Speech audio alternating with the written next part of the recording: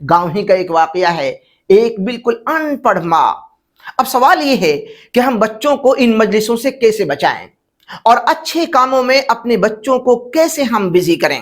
السلام علیکم ورحمۃ اللہ وبرکاتہ۔ امید ہے آپ خیر و عافیت کے ساتھ ہوں گے۔ سوچ بدلیں، گاؤں سنواریں، اس سیریز میں آپ کا ایک بار پھر خیر مقدم ہے۔ آج کا ہمارا عنوان ہے مجلسیں، دوستیاں اور گھر کا ماحول۔ یہ بچے کی شخصیت پر اور بچے کا جو کردار ہے اس کا ایک بہترین آئینہ ہوتے ہیں۔ میں گاؤں ہی کا ذکر کروں گا اور پھر اس کے بعد میں آپ کے لیے کچھ اہم چیزیں ذکر کروں گا۔ پہلے گاؤں میں سب ایک ساتھ رہتے تھے اور ایک ساتھ کھیلتے تھے۔ جو بچوں کی مجلسیں ہوا کرتی تھی ان میں تربیت ہوا کرتی تھی۔ مسجد کے صحن میں بیٹھنا، بزرگوں کی باتیں سننا، اذان کی نقل کرنا، قرآن پاک کی تلاوت سننا، قرآن پاک کی تلاوت کرنا، اور رمضان المبارک کے موقع پر مسجدوں میں قرآن پاک کے نسخے ختم ہو جایا کرتے تھے۔ پورے رمضان مسجد میں قرآن پاک کی تلاوت سننے کو ملتی تھی۔ یہ پرانی باتیں ہیں لیکن ان میں ادب ہوتا تھا۔ اب ایسا نہیں ہے۔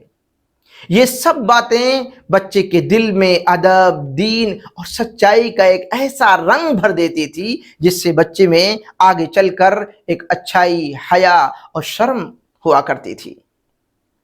کھیل بھی ہوتے تھے مگر ان میں لحاظ ہوتا تھا، بڑوں کی نگرانی ہوتی تھی اور نیکی میں مقابلہ ہوتا تھا، ہنسی مذاق میں شرم ہوا کرتی تھی۔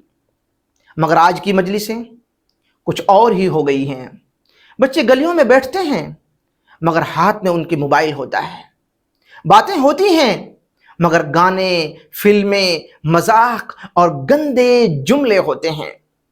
کبھی کسی کو گالی دی، کبھی کسی کو چڑھایا، کسی کی عیب جوئی کی، کبھی لڑائی اور جھگڑوں کی باتیں، ایک دوسرے کو دھوکہ دینے کی باتیں، ایک دوسرے کے ساتھ میں سٹہ بازی، جوا بازی کی باتیں، دھوکہ دینے کی باتیں، عشق و عاشقی کی باتیں، مرنے مارنے کی دھمکیاں۔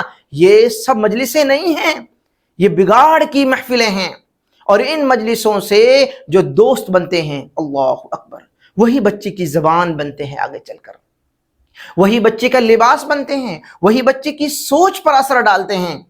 آپ کے گھر میں بچہ ہے، وہ عجیب کپڑے پہننے کے لیے ضد کر رہا ہے، آپ سمجھ لیں کہیں نہ کہیں یہ بیٹھا ہے، اس کی زبان میں اکڑ آ گئی ہے، اس کی سوچ میں غرور، گھمنڈ آ رہا ہے، وہ بڑوں کو اب ان کی باتوں پر دھیان نہیں دیتا ہے۔ اس کو کچھ کہا جائے کام کرنے کو تو پھر وہ غصہ کرتا ہے، بھاگ جاتا ہے۔ تو آپ سمجھ لیں کہ اس کی محفلیں، اس کی مجلسیں کس انداز کی ہیں۔ پیارے نبی صلی اللہ علیہ وسلم کی پیاری حدیث صحیح ابو داؤد کے اندر کہ انسان اپنے دوست کے دین پر ہوتا ہے۔ ہر شخص دیکھے کہ وہ کس سے دوستی کر رہا ہے۔ یہ حدیث ہمیں بتاتی ہے کہ دوستی صرف ساتھ بیٹھنے کا نام نہیں ہے، بلکہ اس سے سوچ کا رخ بدلتا ہے، اس سے سوچ معلوم ہوتی ہے، سوچ بنتی ہے۔ اگر بچہ نیک دوستوں کے ساتھ بیٹھے گا تو وہ سچ بولے گا، نماز پڑھے گا، بڑوں کی عزت کرنا سیکھے گا۔ اگر بچہ گندی زبان، بے ادب اور دین سے دور دوستوں کے ساتھ بیٹھے گا تو وہ گالی سیکھے گا، جھوٹ بولنا سیکھے گا اور وہ ضد کرنا سیکھے گا۔ اب سوال یہ ہے کہ ہم بچوں کو ان مجلسوں سے کیسے بچائیں، گھروں میں دین کا ماحول کیسے دیں، وقت کیسے دیں اور اچھے کاموں میں اپنے بچوں کو کیسے ہم بزی کریں۔ سب سے پہلے ہمیں بچوں کے ساتھ وقت گزارنا ہوگا۔ صبح ہو تو بچے کو جگائیں، وضو کرائیں، اپنے ساتھ نماز پر لے جائیں، اسکول سے واپس جب آئیں تو معلوم کریں کیا پڑھا، کیا سیکھا، سمجھ آیا یا نہیں۔ ہوم ورک میں ساتھ بیٹھیں، ان کی دلچسپی کو پہچانیں، ان کے شوق کے مطابق ان کی رہنمائی کریں۔ گاؤں ہی کا ایک واقعہ ہے، ایک بالکل ان پڑھ ماں جب اس کے بچے اسکول سے آتے وہ ان کو بٹھاتی اور ان سے کہتی کہ کام کرو اور پڑھو۔ اسے کچھ نہیں آتا تھا لیکن بچوں کو وہ ہر دن بٹھاتی اور بچوں کو نہیں معلوم تھا کہ ماں کو کچھ نہیں آتا، بس ماں دیکھتی کہ کون سی کاپی میں کام کیا ہے، کون سی کتاب آپ نے پڑھی ہے۔ ایسے ہی بس ماں کی یہ دلچسپی اور ہر دن ان کا معلوم کرنا، بچوں کا ہر دن بیٹھنا، پھر دھیرے دھیرے بچوں کے ذہن میں وہ گندی مجلسیں ان کے ذہنوں سے نکل گئی، گندی بیٹھکیں ختم ہو گئی، اور وہاں کتابوں میں الٹ پلٹ روزانہ اب ان کا کتابوں میں من لگنے لگا، وہ پڑھنے لگے، اسکول میں اپنی کلاس میں اچھے نمبرات انہوں نے حاصل کیے۔ تو ہم بچوں کا شوق بدلیں، شوق کو پہچانیں، اس کے مطابق رہنمائی کریں، گھر میں ایسا ماحول بنائیں کہ بچے کو علم، بچے کو جانکاری، بچہ سوال کرے اس کا جواب دیا جائے، بچے کو ادب اور دین کی خوشبو گھر کے اندر ملے۔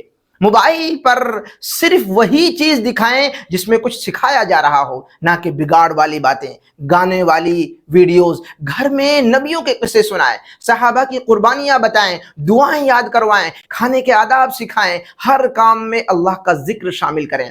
سبحان اللہ، الحمدللہ، اللہ اکبر آپ بولیں گے، دھیرے دھیرے بچہ اپنی زبان سے ان کو بولنا شروع کر دے گا۔ بچے کے دوستوں پر نظر رکھیں، اگر کوئی دوست گندی زبان والا ہے، بے ادب ہے، تو بچے کو نرمی سے سمجھائیں، اس کے لیے نیک بچوں کی مجلسیں، نیک بچوں کی محفلیں بنائیں، بچے کو بتائیں کھیل ہو مگر گالی نہ ہو، ہنسی ہو مگر بے ادبی نہ ہو، دوستی ہو مگر دین سے دوری نہ ہو۔ اب بچے کے اوپر ایسا بھی نہیں کہ ڈنڈا لے کر آپ بیٹھ جائیں، نہیں، سختی نہیں، نرمی سے سمجھائیں۔ وہ بہت کوہرا کاغذ ہے، آپ اس پر ذرا بھی سختی کریں گے وہ پھٹ جائے گا، وہ آپ سے نا امید ہو جائے گا، وہ آپ سے دور ہو جائے، آپ اسے سمجھائیں گے پھر وہ بولے گا نہیں، خاموش ہو جائے گا، پھر آپ سے وہ گلی نکالے گا، آپ سے وہ جی چرائے گا، آپ سے وہ دور بھاگنے کی کوشش کرے گا، آپ کے پاس بیٹھے گا نہیں، اپنے من کی بات آپ کو بتائے گا نہیں۔ آج 8 ستمبر ہے 2025، ہم سب مل کر ایک وعدہ کریں، ہم بچوں کی مجلسوں کو بگڑنے نہیں دیں گے، ہم ان کے دوستوں پر نظر رکھیں گے، ان کی مجلسوں میں شامل ہوں گے، گھر میں ایسا ماحول دیں گے کہ بچہ خود گندی اور بری مجلسوں سے اپنے آپ کو بچا لے۔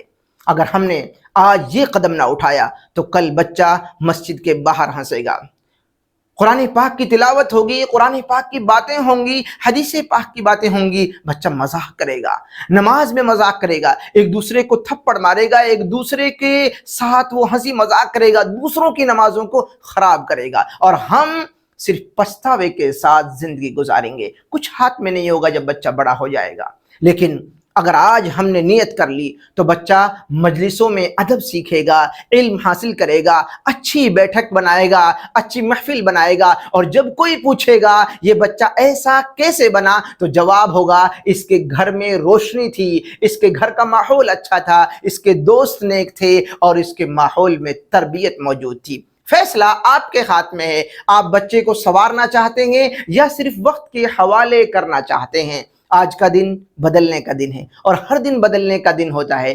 آئیے ماحول سنواریں، مجلسیں سنواریں، اور اپنے بچے کو بہتر بنائیں۔